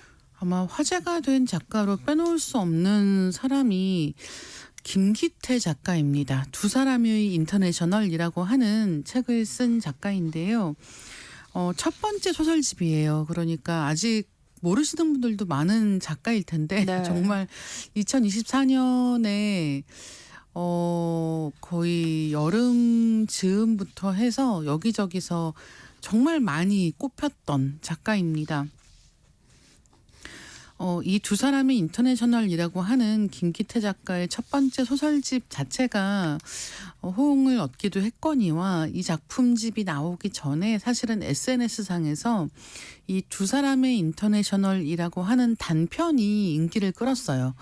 그러니까 단편이니까 이렇게 읽기가 너무 벅차지 않은 정도의 분량이고, 많은 분들이 이제 당시에 이 작품 재밌대라고 하면서 이제 막 여러 가지로 바이럴을 했던 거죠. 근데 이제 이 이야기가 뭐냐면 세계에는 세계를 바꾼 유구한 여러 2인조들이 있었다라는 이야기를 합니다. 그 중에는 이 인터내셔널이라고 하는 말을 이제 어떻게 보면 설계한 그 마르크스와 엥겔스를 필두로 하여 위아 더 월드라는 노래를 만든 마이클 잭슨과 라이오넬 리치, 그리고 우리가 다 알고 있는 컨츄리 꼬꼬와 다이나믹 듀오, 이렇게 쭉 이어지다가, 그러니까 어떻게 보면 세계에서 중요한 획을 그은 그런 2인조들 사이에서 우리의 주인공들 권진주, 김니콜라이 이렇게 두 명을 만나게 됩니다. 이 둘은 중학교 때 이제 만나게 되는데, 사회적 배려 대상자인 처지가 같아서 약간 가까워지게 되는 거예요. 이제 취약 가정에서 자랐고 지금은 마트 직원이 된 권진주라고 하는 캐릭터와 러시아 이민자 4세대로 태어나서 공장 노동자가 된 김니콜라이 두 사람의 이야기입니다. 이 두 사람의 우정에 대한 이야기이기도 하고, 어떻게 보면 우리가 혼자 살아가는 일은 참 버거울 수 있는데 누군가와 함께 할 수 있다면, 누군가와 뜻을 함께 할 수 있다면 얼마나 우리가 멀리 나아갈 수 있을까 하는 이야기를 그리고 있는 거거든요. 이 두 사람의 인터내셔널이라고 하는 이야기, 저도 이제 처음에 이 이야기를 SNS에서 보고 읽었을 때 참 요즘 읽은 소설들 중에 다른 작품들하고 좀 다르게 느껴진다라는 생각을 했던 거예요. 이 다르게 느껴진다라고 하는 거에는 이 세계를 구성하는 여러 가지 이야기들 중에서 이런 약자 포지션에 있는 주인공들을 이야기하기 위해서 가장 유명한 사람들의 2인조라고 하는 거를 덧붙인 거잖아요. 그러니까 이를테면 다 같은 2인조인 거예요. 누가 볼 때는 아니 저 사람들은 스타고 저 사람들은 유명한 사람들이고 저 사람들은 지식인이고 우리는 아무것도 아니야 이렇게 생각할 수 있지만 사실은 그들도 우리도 다 뜻이 맞는 사람들이 함께 모여서 무언가 더 나은 우리를 만들기 위해 노력하는 거야 라고 하는 이야기를 들려주는 거죠. 그래서 이 작품은 읽고 나면 일단은 굉장히 마음이 뭉클해지는 느낌이 들고 더 나은 삶을 살아갈 수 있을 것 같아라는 생각을 하게도 만들고 여러 가지 복잡한 하지만 굉장히 밝은 감정을 느끼게 만드는 작품인 거예요. 그래서 아마 많은 분들이 좋아하시지 않았나 생각을 하게 되고 이 작품을 포함해서 여러 작품들이 수록되어 있는 단편집이 나오면서 김기태 작가라는 이름이 널리 알려지게 되었습니다. 책에 실린 작가 소개가 아주 단촐하더라고요. 네, 정말 짧아요. 보통 이제 작가 소개라는 걸 보면은 작가 소개 자체도 하나의 에세이일 때가 많거든요. 그러니까 뭐 예를 들면 뭐 고양이 2마리와 살며 뭐 눈 오는 날을 기다리고 있다. 뭐 약간 이런 느낌으로 쓴다든가 하는 경우가 되게 많은데 이 책 같은 경우는 2022년 동아일보 신춘문예의 단편 소설 무겁고 높으니 당선되며 작품 활동을 시작했다. 2024년 젊은 작가상을 수상했다라고 하는 게 전부입니다. 이 작가 인터뷰를 보면 작가에 대해서 모를수록 좋다는 입장이다. 내 소설에 대해 말하는 것을 그다지 즐기지 않는다는 걸 깨닫고 있다. 책 뒤편에 작가를 끄집어내서 자꾸만 말을 시키는 풍조에 조금 동의하기 어려운 면도 있다라는 이야기를 하는 거예요. 그래서 인터뷰를 하기는 하지만 사실은 이제 다른 토크 행사 같은 것에는 그렇게 적극적으로 참여하지 않는 편인 것 같고 또 한 가지는 김기태 작가가 직장인입니다. 근데 직장을 다니면서 글을 쓰는 작가인 거예요. 그래서 퇴근하고 저녁 먹고 살림 좀 하면 8시 그때부터 자정 정도까지 작업을 했다라는 이야기를 하고 있습니다. 그러니까 사실 이 김기태 작가가 가지고 있는 생활인으로서의 감각이라고 하는 게 있다는 생각이 드는 거예요. 평범하게 출근하고 퇴근하고 소시민으로 살아가는 사람들이 마음속 깊은 곳에서 원하고 있는 것들, 느끼고 있는 것들, 원하는 희망 같은 것들에 대해서 굉장히 잘 알고 있는 거 아닌가라는 생각을 이 책을 읽으면서 하게 됩니다. 그렇겠네요. 또 인터넷 서점들도 올해의 책을 선정하는 시기잖아요. 그중에서 눈에 띄는 작가들에 대해서 더 얘기를 해보면 좋을 것 같아요. 일단 여러 인터넷 서점들에서 뭐 아니면 독서 플랫폼 같은 곳에서 올해의 책으로 선정된 작품이 이처럼 사소한 것들이라고 하는 책입니다. 클레어 키건이라고 하는 아일랜드 작가가 쓴 책인데요. 클레어 키건 작가 같은 경우는 맡겨진 소녀, 이처럼 사소한 것들, 푸른 들판을 걷다 이 세 작품이 출간이 됐습니다. 근데 세 작품이 전부 다 분량이 짧아요. 네. 그게 굉장히 좀 중요한 공통점 중에 하나인 것 같습니다. 그러니까 이 작가의 작품을 제가 처음에 이제 이처럼 사소한 것들을 읽을 때 굉장히 재밌다고 생각했던 게 책은 굉장히 얇아요. 114페이지 정도밖에 안 되고 판형도 크지가 않습니다. 근데 이 정도 분량의 얇은 책이니까 정말 후루룩 앉은 자리에서 읽겠지라고 생각을 했는데 굉장히 이렇게 묵직하게 느껴지는 게 있는 거예요. 그리고 어떤 의미에서는 이 작품에서 그렇게 큰 사건은 마지막에 한 가지 사건이 잠깐 등장하고 더더군다나 그 사건의 결과는 나오지 않은 상태로 사건이 일어나면서 이야기가 사실상 마무리됩니다. 그러니까 좀 약간 특이한 구성인 거예요. 이 전반부부터 중반부까지는 이 주인공의 심리에 대해서 이야기를 하고 그 다음에 마지막 가서 사건을 보여주는 셈인 거죠. 근데 이제 그런 이야기를 어렵다고 느낄 수도 있는데 정말 많은 분들이 이 작품을 좋아해 주셨고 한국에서도 이 작품이 판매도 굉장히 많이 되었을 뿐더러 이제 이렇게 올해의 책을 선정할 때 특히나 독자들이 직접 선정한 올해의 책을 이야기할 때 이처럼 사소한 것들이 많이 이야기가 되고 있습니다. 어떤 이야기가 담겨 있길래 묵직하다고 느껴졌을까요? 네, 일단 주인공이 빌 펄롱이라고 하는 남자인데요. 이 사람은 지금 아일랜드의 한 작은 도시에서 석탄 판매상을 하고 있습니다. 그래서 1985년이 무대거든요. 그러니까 그 시기에 아일랜드라는 곳은 먹고 살기 굉장히 힘들고 다들 빈곤에 굉장히 지쳐 있는 상황이에요. 이들이 살고 있는 이 작은 마을 역시 마찬가지입니다.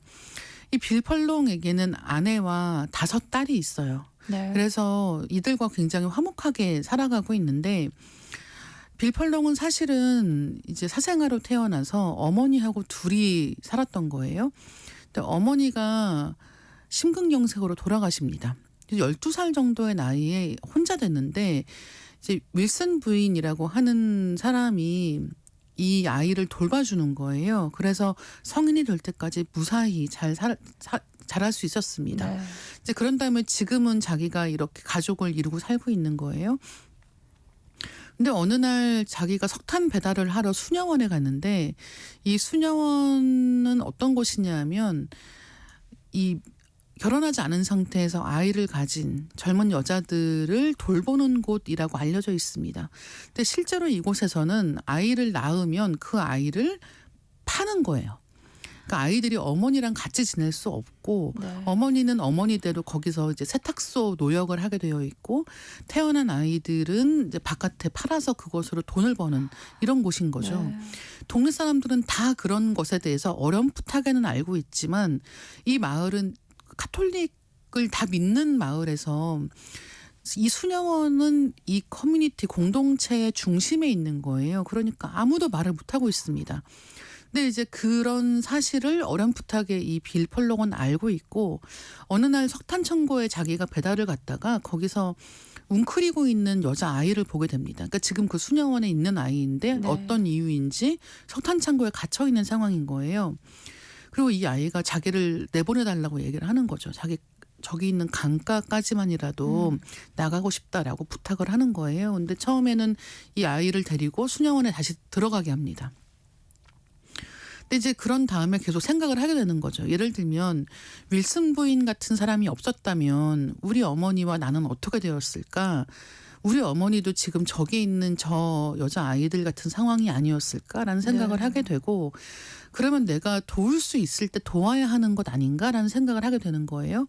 문제는 뭐냐면 내가 이 아이 중에 한 명이라도 돕겠다고 나섰을 때 이 마을에서 우리 가족의 위치는 어떻게 될 것인가, 수녀원은 어떻게 반응할 것이고 우리 가족은 어떤 상황에 처할 것인가, 심지어 이 딸이 5이라고 했잖아요. 네. 근데 이 딸들이 가는 학교가 수녀원에서 운영하는 학교입니다. 그러니까 사실은 이런 상황에서 옳은 행동이니까 내가 해야지라고 선뜻 활동하기가 어려운 상황인 거예요. 네. 이런 상황에 처해 있는 내면을 그려가는 작품입니다. 그래서 사실 사건이라고 하는 게 이제 맨 마지막에 빌 펄롱은 어떤 선택을 하게 될 것인가 이걸 두고 이 앞에 부분 이 110몇 페이지 동안은 그 심리적인 갈등을 그리고 있는 이야기인데 어렸을 때 빌 펄롱이 어떻게 성장했는지부터 지금 그가 가족과 이 공동체와 어떤 관계를 맺고 있는지를 차근차근 보여주는 거예요. 이제 그러다 보니까 이야기를 읽다 보면 이 빌 펄롱이라는 사람한테 굉장히 감정이입을 하게 되고 또 한 가지는 만약에 이 사람이 영웅적인 흔히 얘기하는 영웅적인 사람이었다면 이 이야기에 감정이입하기가 어려웠을 거예요. 이 사람은 이렇게 영웅적인 사람이니까 스파이더맨이니까 슈퍼맨이니까 배트맨이니까 하는 거지라고 생각이 들 텐데 읽다 보면 아니 나랑 이 사람이랑 너무 비슷해. 네. 나라도 갈등할 것 같아. 마음은 있지만 쉽게 움직일 수 없을 것 같다라는 생각을 하게 되는 게 이 작품의 굉장히 큰 매력인 거죠. 기자님이 이야기해 주시는 스토리에 완전 푹 빠져들어요. 네. 그래서 그런지 이게 영화로도 만들어졌다면서요. 네, 맞습니다. 지금 극장에 가면 보실 수 있고요. 그 킬리언 머피라고 하는 배우가 이 영화를 제작하기도 하고 주인공 빌 펄롱을 연기하기도 했습니다. 그래서 소설에서는 빌 펄롱의 뭐 성장 배경이나 마음 상태라든가 하는 것들에 대해서 직접 글로 적고 있지만 영화에서는 이 주인공이 말을 하지 않고 침묵하는 상태로 예를 들면 어느 날인가는 잠을 자다가 깨는 거예요. 그러니까 잠을 잘 수가 없는 거죠. 계속 머릿속에서 이 생각이 왔다 갔다 하니까. 그래서 이제 희미하게 그 가로등이 켜져 있는 창밖의 도로를 바라보고 있는 이 빌의 얼굴을 보여준다든가 하는 식으로 심리를 잘 보여주고 있는데 이제 그런 것들을 통해서 소설이 보여주고 있는 깊이 있는 심리 변화를 영화도 차분하게 따라가고 있습니다. 영화, 책 어느 쪽을 먼저 보면 좋을까요? 둘 다 굉장히 좋아요. 그리고 사실 어느 쪽에든 아마 보시면 영화를 보신 분이면 책도 읽어야겠다라는 생각이 드실 것 같고 책을 읽으신 분이라고 하면 또 영화도 보고 싶다는 생각이 드실 것 같습니다. 분량이 짧거든요. 그게 사실 굉장히 중요한 점인데 네. 114페이지 정도니까 연말에 네. 한번 읽기 좋으실 것 같고 특히나 이 내용이 크리스마스 즈음의 이야기입니다. 그래서 연말에 차분하게 읽기 좋은 책 아닌가 생각을 하고 있습니다. 저도 지금 이거 끝나고 KBS 도서관 가서 빌려서 봐야겠어요. 또 어떤 작가들이 있을까요? 우리가 소설 이야기를 했으니까 좀 비소설 이야기도 해보면 좋을 것 같아요. 네, 강진아 작가 이야기를 해야 될 것 같은데요. 가난한 아이들은 어떻게 어른이 되는가라고 하는 책입니다.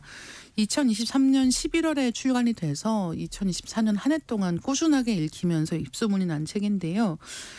강진아 작가는 25년 경력의 교사이기도 하고 청소년 정책으로 박사 학위를 받은 사람이기도 합니다. 이 저자가 빈곤 가정에서 자란 8명의 아이들과 10년여 동안 만남을 계속하면서 가난한 청소년이 청년이 되면서 처하게 되는 문제를 이야기를 하고 있습니다. 네. 그러니까 그냥 단순하게 어떤 순간에 잠깐 보고 끝나는 이야기가 아니라 10년 정도 이 어린이들이 청소년이 될 때까지, 청년이 될 때까지의 이야기를 따라가고 있다는 점에서 한국의 이런 빈곤 관련 정책들의 변화에 따라 10대, 20대를 지나는 사람들이 어떤 영향을 받는가에 대해서 굉장히 다각도로 들여다보게 되고, 무엇보다 좋은 거는 이 책이 가지고 있는 시선에 있는 것 같아요. 그러니까 일단은 그런 빈곤을 경험한 당사자로서의 이 10대, 20대의 목소리를 굉장히 존중한다는 느낌을 준다는 것. 네. 그리고 우리가 많은 경우 뉴스에서 볼 때는 이 모든 게 숫자로만 나오잖아요. 어떤 정책이 뭐 몇 명한테 뭐 어떤 효과가 있었고 얼마가 집행이 되었고 하는 이야기들을 숫자로만 접하는데, 그 숫자들을 직접 경험하는 당사자로서의 이 청년들은 어떻게 살아왔는가, 이 가족 관계부터 학교에서의 생활이라든가 사회에 진출할 때의 상황이라든가 하는 것들에 대해서 알게 되기 때문에 이 책을 읽고 있으면 한국 사회에서 얼마나 많은 부분들이 덜 이야기되고 있는지에 대해서 좀 더 잘 알 수 있는 책이 아닌가 생각을 하고 있습니다. 우리가 보지 못하는 네. 이야기들을 적나라하게 얘기해주고 있을 맞습니다. 것 같아요. 다음으로 이야기할 작가는 해외 작가예요. 불안 세대를 쓴 조너선 화이트인데요. 어떤 이야기를 담은 책을 썼어요? 사실 SNS가 안 좋다는 말은 다들 알고 계시지 않습니까? 그래서 우리가 SNS를 좀 줄이고 싶다, 이 핸드폰 좀 그만 보고 싶다라는 생각은 항상 하게 되는 것 같아요. 근데 그렇죠. 이제 이 불안 세대라고 하는 책은 그것을 그 청년 20대, 30대 젊은 세대에 좀 더 집중해서 이야기를 하고 있습니다. 네. 그래서 이 책에 대한 추천사 같은 것들 중에 어떤 얘기가 있냐면, 이거는 모든 부모가 읽어야 하는 책이다. 네. 이 부모들이 이 책을 읽고 나면 아이들에게서 핸드폰을 빼앗을 것이다 같은 식의 이야기가 있는데, 이 불안 세대라고 하는 제목이 정말 모든 걸 다 이야기를 해주고 있는 책입니다.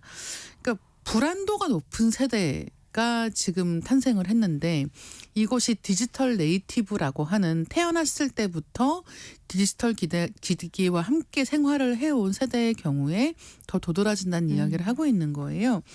그래서 이제 어떤 식의 불안이 있는가 하면 우리가 다 알고 있는 것처럼 서로를 끊임없이 비교하게 되는 것, 그다음에 끊임없는 자극에 노출되어 있는 것 같은 이야기들을 하고 있고요. 이 저자가 뉴욕대학교 스턴 경영대학원의 교수라고 이야기를 하고 있는데요. 그래서 워낙 세계적인 사회심리학자로서 다음 세대에 대한 근심을 담은 게 이 책이 아닌가라고 생각을 하고 있습니다. 그래서 저는 사실 이 SNS 중독이라고 하는 게 비단 뭐 특정한 세대의 문제만은 아니라 시대의 문제라는 생각도 네. 많이 하거든요. 그래서 이 책을 보면서 이 책을 보는 동안은 최소한 SNS를 좀 덜 할 수 있다라고 하는 게 첫 번째 장점이고, 그 다음 장점이라고 하면 나아가서 이런 SNS 사용 시간을 줄이는 방향으로 좀 변화해 가는데 동력이 될 수 있는 책이 아닌가라고 생각을 하고 있습니다. 이 책 같은 경우도 많은 독자분들이, 특히나 이 젊은 SNS 많이 사용하는 연령층의 독자분들이 관심을 갖고 보는 책이기도 합니다. 여러분 올 한해 몇 권의 책을 목표로 잡으셨을지 모르겠지만 올해가 다 가기 전에 내 마음에 드는 책 한 권 정도 또 만나는 시간을 차분히 가져보시면 어떨까 싶습니다. 이다희 기자와 함께했습니다. 고맙습니다. 네, 감사합니다.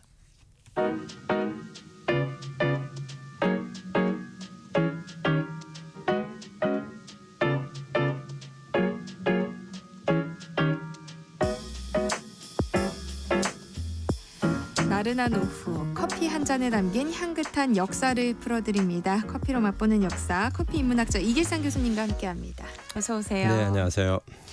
네, 지난주에는 1970년대 이 다방 전성시대에 벌어졌던 이런저런 사건들 이야기해 주셨는데요. 오늘은 어떤 이야기 해볼까요? 네, 오늘도 지난주에 이어서 1970년대 커피를 둘러싸고 벌어졌던 에피소드, 그다음에 후반부에는 커피 자동 판매기가 처음 등장했을 때 이야기를 전해드리려고 합니다. 네. 이 1971년, 1970년대를 시작하던 그 첫 해에 훗날 유명한 영화의 소재가 될 정도로 떠들썩했던 사건이 몇 가지 벌어졌어요. 1971년 8월 23일에는 실미도에서 그 훈련받던 특수부대원들이 서울로 진입해서 군경과 교전을 벌였던 사건이 있었고요. 그해 12월 25일 지금도 기억나는데요. 어릴 때 TV에서 봤었던 사건인데 성탄절 아침에 서울 명동에 있던 대형각 호텔에서 화재가 발생해서 무려 191명의 사망자가 발생을 했습니다. 이 사망자 숫자에서는 인류 역사상 최악의 호텔 화재 사건으로 지금까지 남아 있어요. 1층에 있던 커피숍에 LP가스가 폭발해서 발생한 비극이어서 당시 커피숍이나 다방의 안전관리 문제가 또 크게 이야기되기도 했었죠. 이 화재를 모티브로 1974년에 탄생한 영화가 재난 영화의 상징인 타워링입니다. 물론 이때 이런 비극적인 사건만 있었던 것은 아니고요. 71년 9월 22일에는 판문점에 남북 직통전화가 개설되면서 이후 이제 지속과 중단을 반복해 오고 있는 그 남북 대화가 시작된 해가 이 해이기도 합니다. 이런 시대에 있었던 이 커피 관련 에피소드 몇 가지 오늘 전해드리려고 합니다. 어떤 에피소드들일지 궁금한데요. 네, 당시 대학가에서는 좀 데모가 많았는데요. 최대 이슈는 당시 그 교련 반대였습니다. 그런데 학생들이 이런 교련 반대와 같은 성격의 데모만 했던 게 아닙니다. 매우 독특한 걸기 대회를 하기도 했는데요. 약간 젠더 갈등의 초기 모습을 드러냈던 걸기대가 하나 있어서 흥미롭습니다. 당시에도 젠더 갈등이 있었어요? 네, 1971년 9월 28일 낮 12시 20분쯤에 이화여자대학교 교정에서 사치풍조 성토대라는 게 벌어졌는데요. 문제는 이 걸기대회를 주도한 것이 이화여대 학생들이 아니고 고려대학교 남학생들이었다는 겁니다. 예, 고려대학교의 한국민족사상연구회 회원이라는 40여 명의 학생들이 이화여대 정문 앞에서 사치풍조 성토대회를 벌였던 건데요. 이들은 이 사치와 향락은 만국의 근원이라는 내용의 플래카드를 내걸고 지나가는 학생들에게 이제 유인물을 나눠줬습니다. 유인물 내용을 보면 이런 내용들이 들어있어요. 첫째, 8,002대생들은 하이힐을 벗고 단화를 신어라. 여대생들이 하이힐 신는 것을 사치라고 성토한 겁니다. 둘째, 다방과 과자점으로 향하는 그대들의 발걸음을 서점으로 돌려라. 다방에 가서 커피를 마시지 말고 서점에 가서 책을 사자 그런 주장을 했던 겁니다. 셋째, 귀부인과 같은 그 손가락으로 쌀을 씻어라. 넷째, 달랑거리는 핸드백을 내던지고 두툼한 책가방을 들어라. 이런 주장들을 했습니다. 대단한 오지랖이었죠. 네. 이에 대해서 이제 이대생들도 가만히 있지는 않았습니다. 반박문을 발표하죠. 우리도 사치풍조 시정을 위해 운동을 벌이고 있는데 이렇게 극단적인 방법으로 성토하는 것은 몰지각한 짓이다. 이런 일이 있었습니다. 그때도 커피가 이미 대중화됐을 시기잖아요. 네. 다방 출입이 사치라는 주장은 좀 지나쳐 보이기도 하는데요. 그렇죠. 1970년에 국산 커피가 이제 생산되기 시작하면서 커피 대중화가 정말 빨라졌거든요. 특히 71년부터 인스턴트 커피 생산이 본격화된 것이 커피 대중화를 앞당겼습니다. 우리나라 1인당 커피 소비량이 일본과 거의 같아진 게 1972년이었습니다. 국산 커피 생산 2년 만이죠. 네. 1972년 말에 한국인 1인당 연 커피 소비량은 29잔으로 일본의 31잔과 큰 차이가 없을 정도가 되었거든요. 물론 당시 서구인들에 비해서는 굉장히 적은 수준이었죠. 보면은 당시 그 커피 소비 1위 국가였던 스웨덴은 무려 1115잔, 미국은 789잔이었으니까 우리나라나 일본은 미국의 30분의 1에 불과했습니다. 당시 우리나라가 서구 선진국을 따라잡기 위해서 얼마나 노력을 했는지를 보여주는 흥미로운 전시회, 보면 약간 좀 부끄러운 전시회가 열린 것이 1972년 11월이었습니다. 어떤 전시회였기에 흥미로우면서도 부끄러운 전시회였다는 거예요? 네, 1972년 11월 17일부터 12월 7일까지 덕수궁에서 열렸던 전시회였는데요. 상공부가 주최한 시작품 전시회라는 것이었습니다. 여기서 한자 시는 시험할 시입니다. 무슨 전시회였을까요? 그러니까 시험적으로 만든 상품, 뭐 신제품 전시회 아니에요? 네, 뭐 신제품 전시회였던 것은 맞습니다. 그런데 완전한 그 창작품이 아니라 세계의 우수 상품을 잘 모방한 제품을 뽑아 상을 주는 전시회였던 겁니다. 세계적으로 알려진 그 명품의 짝퉁을 생산한 회사를 뽑아서 상을 주고 그 제품들을 전시하는 행사였던 거죠. 짝퉁 전시회였던 겁니다. 정부의 한 부처였던 상공부가 이런 전시회를 버젓이 하던 것이 50년 전 대한민국이었던 거죠. 뭐 더욱 흥미로운 것은 이 전시회에는 세계 유명 상품 1146점과 국내 기업이 이를 모방하여 만든 시작품 짝퉁 1205점이 함께 전시되고 있었다는 겁니다. 비교해보라는 의미였겠죠. 이 전시회에서 대통령상을 받은 것은 서독의 티어스 앤 로이드 도자기를 흉내낸 밀양도자기라는 회사였고요. 상공부 장관상을 받은 제품의 하나가 역시 서독 두마 제품을 모방한 국내 기업 세라아트의 커피 잔이었습니다. 어떤 생각이 드세요? 뭐 50년 전만 해도 우리나라가 경제적으로 참 어려운 시기였구나. 네. 뭐 그런 느낌이 드네요. 네, 우리나라가 정말 힘들던 시대에 있었던 안타까운 모습의 전시회였는데요. 한편 생각해 보면 이 부끄러움을 모르고 했던 이런 과감한 노력 덕분에 우리가 모방을 넘어서 지금 선진국에 이르렀던 것은 아닐까 뭐 그런 생각이 들기도 합니다. 뭐 개인이나 나라나 부끄러움이나 체면 때문에 보다 나은 사람이나 뭐 나라를 본받는 노력을 하지 않으면 발전할 수 없다. 뭐 이런 교훈을 얻기도 하게 되죠.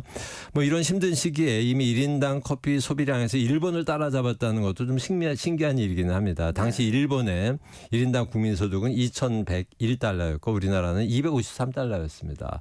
일본의 8분의 1 수준이었죠. 그런데 1인당 커피 소비량은 비슷했다는 겁니다. 뭐 이런 커피 사랑 덕분에 다방의 폭발적인 성장이 가능할 수 있었죠. 다방 숫자로만 보면 우리나라 역사에서 1970년대는 정말 다방 전성기였습니다. 당시 다방 문화를 잘 보여주는 우리나라 최초의 다방 관련 석사 논문이 처음 발표된 것이 바로 1970년이었습니다. 뭔가 흥미로운 내용이 네. 가득할 것 같은데요. 어떤 네. 내용이 있어요? 네, 연세대학교 경영대학원 석사 논문이었는데요. 얼마나 흥미로웠는지 이 경향신문에 내용이 크게 소개될 정도였습니다. 제가 그 논문을 구해서 읽어봤는데요. 정말 흥미로운 내용이 많습니다. 이 논문은 당시 명동 지역을 중심으로 한 커피 소비 실태를 분석했는데요. 당시 다방 종업원이나 다방 DJ의 월 소득이 15,000원 내지 2만 원이었는데 다방을 출입하는 사람들이 매월 다방에서 소비하는 금액이 500원 내지 2,000원이었습니다. 그러니까 보통 사람들 소득의 5% 내지 10% 정도를 다방에서 소비했다는 겁니다. 네. 뭐 요즘과 비교해 보면 한 300만 원 정도 월급을 받는 사람이 매월 30만 원을 카페에서 소비하는 셈이니까 뭐 적지 않았던 셈이죠. 그럼요. 심지어는 다방에서 월 평균 5,000원, 소득의 3분의 1 내지 4분의 1을 소비하는 사람들도 있었습니다. 이 논문에 보면 이렇게 그 당시 커피 소비를 가장 많이 했었던 다방 출입을 많이 했었던 직업군의 첫 번째는 상인이었습니다. 뭐 이해할 수 있는 직업군이죠. 그런데 둘째가 좀 특이했습니다. 당시 시대상을 보여주는 장면인데요. 다방에서 상인 다음으로 소비를 많이 하는 사람들은 누구였을까요? 뭐 대학생 아니었을까요? 네, 대학생들이 커피 많이 마셨죠. 그런데 대학생보다 더 많이 마시는 사람들은 무직자였습니다. 당시 다방의 분위기를 보여주는 거죠. 무직자, 그러니까 직업이 없는 사람들이 직업을 구하기 위해서 아니면 이제 사업을 구상하기 위해서 사람을 만나는 장소가 다방이었던 겁니다. 직업이 없는 무직자였지만 호칭은 사장님이었습니다. 그래서 다방으로 걸려오는 전화를 받은 마담이 김 사장님 전화해요 하면 앉아있던 서너 명의 무직자들이 일어서는 그런 시대였죠. 이 논문에는 당시 사람들이 다방을 고를 때 무엇을 제일 중요하게 여겼는지도 나옵니다. 무엇이었을까요?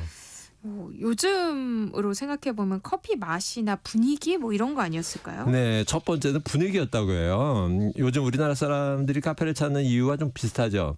둘째가 커피 맛이었고요. 네. 그렇다면 다방에 들어갔으나 앉지 않고 나오는 이유로 꼽은 것은 뭘까요? 이것도 논문에 나옵니다. 뭐 분위기가 별로여서?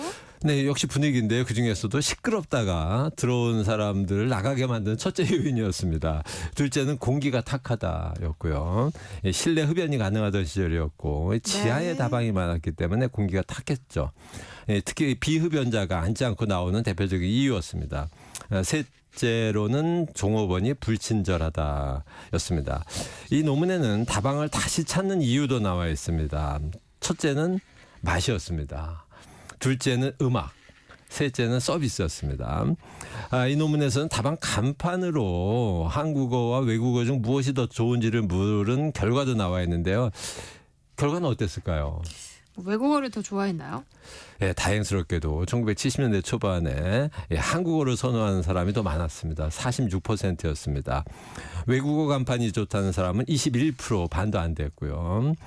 대체로 남자보다는 여자, 저소득자보다는 고소득자, 그리고 나이가 젊을수록 외국어 간판을 당시에 선호했습니다. 다방에서 들려주는 음악에 관해 조사한 결과 국내 가수들의 음악보다는 외국 음악에 대한 선호가 당시 더 높게 나타났고요. 외국 음악 중에서는 재즈를 좋아한다는 응답자가 무려 48.5%로 압도적인 다수를 네. 차지했습니다. 그 다음으로는 이제 가벼운 클래식, 뭐 정통 클래식 순이었습니다. 이 다방에 관한 논문이 나올 정도로 다방은 정말 많았고요. 커피 소비는 일본을 따라잡을 정도로 늘어가던 시절은 70년대 초반 1인당 국민소득이 $300도 안 되던 그 시절의 이야기입니다. 당시 커피 유행을 보여주는 흥미로운 장면의 하나는 1972년에 처음 열렸던 남북 적십자 회담이었습니다. 남북 적시자 회담 참가자들이 커피를 마신 거예요? 네네. 물론 회담 때마다 커피가 음료로 등장을 했는데요. 그것보다 당시 언론의 관심을 더 받았던 것은 공식 선물이었습니다. 네. 72년 8월 29일부터 평양에서 열렸던 본회담에 우리 측이 가져간 공식 선물에 커피 세트 4개가 들어있었습니다. 그리고 9월 12일부터 열렸던 서울 본회담에 참석한 북측 대표단이 가져온 선물에도 커피 세트 4개가 똑같은 게 들어있었습니다. 네. 남과 북 모두 시민들의 관심 속에 진행된 회담에서 이 커피 세트가 선물로 등장한 것도 당시 커피 유행을 가속화시킨 작은 배경 중에 하나였습니다. 이후 1980년대까지 추석이나 설 같은 명절 때 가져가는 선물로 커피 세트는 뭐 최고의 인기 제품이었던 거죠. 당시 북에서도 커피를 많이 마셨나 봐요. 네, 그렇지는 않습니다. 북에서는 해방 이후에 커피는 거의 뭐 사라졌어요. 외국 손님 뭐 공식 초대 행사 등에서 사용하기는 했지만 일반인들이 커피를 마시는 풍조는 거의 뭐 없었거든요. 네. 다방은 물론 없었고요. 그런데 우리나라 적십자 대표단이 우리는 커피도 마시고 커피를 생산까지 한다는 것을 보여주기 위해서 이제 커피 세트를 가져간 것이고요. 북은 또 이것에 뒤지지 않으려고 우리도 커피 세트를 만든다는 것을 보여주려고 똑같은 선물, 똑같은 개수로 가져온 겁니다. 남북 간 평화적인 회담을 하면서도 체제 우위 경쟁을 하던 모습이죠. 뭐 아직도 끝나지 않은 남북 간의 경쟁을 보여주는 좀 안타까운 장면입니다. 이 다방의 유행은 80년대 후반, 그러니까 88년 서울 올림픽 때까지 지속되었는데요. 이런 다방의 유행의 작은 틈이 생기기 시작한 것이 70년대 후반이었습니다. 다방에 가지 않아도 커피를 쉽게 마실 수 있는 새로운 유행이 시작된 겁니다. 이 유행이 서서히 확대되더니 결국 90년대에 들어서 다방의 몰락까지 가져오죠. 무엇이 새로 등장했을까요? 카페가 등장하나요? 네, 카페가 등장하기 시작한 것은 이거보다 조금 늦은 80년대 후반이었어요. 그것도 이제 90년대에 들어 다방의 세트를 가져오는 뭐 하나의 요인이었던 것은 맞습니다. 그런데 카페보다 먼저 등장해서 다방과 경쟁을 시작했던 것은 바로 커피 자동 판매기였습니다. 1970년대에 커피 자판기가 등장한 거예요? 네네. 이 자동 판매기의 역사는 뭐 굉장히 오래되었습니다. 사실 인류 역사에서 동전을 넣으면 물건이 자동으로 나오는 기계가 처음 사용된 것은 2000년 전인 1세기 전후 그리스에서였다고 기록에 나와 있습니다. 헤로 알렉산드리아라는 그 수학자 겸 엔지니어가 당시 신에게 바친 성수 를 공평하게 나누어주기 위해서 기계를 발명했는데요. 동전을 넣으면 그 무게만큼 자동으로 물이 나오다 멈추는 그런 기계였습니다. 이후에 이제 현대화된 자동 판매기는 주로 영국에서 본격적으로 발전을 했는데요. 1822년에는 신문 자동 판매기, 그리고 1867년에는 우표 자동 판매기, 1883년에는 우편엽서 자동 판매기가 발명되었다고 하죠. 미국의 지하철역에 풍선껌 자판기가 등장한 것이 1888년이었고요. 독일에서는 1893년에 초콜릿 자동 판매기가 개발됐다고 합니다. 그런데 이런 고체 물건들보다 만들기 어려웠던 것이 이 음료 자동 판매기인데요.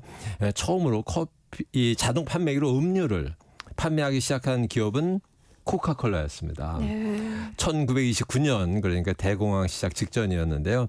얼음을 넣은 차가운 콜라를 제공하는 자판기는 그로부터 8년이 지난 1937년에 이미 시작을 했고요. 뭐 대단히 오래전이죠. 그렇다면 뜨거운 커피를 자판기에서 판매하기 시작한 것은 언제쯤일까요?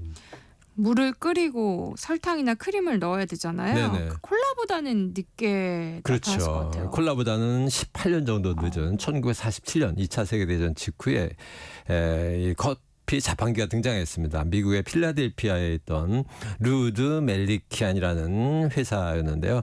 자판기 커피가 가능했던 것은 바로 이제 물에 녹는 커피, 즉 인스턴트 커피가 발명된 덕분이었습니다.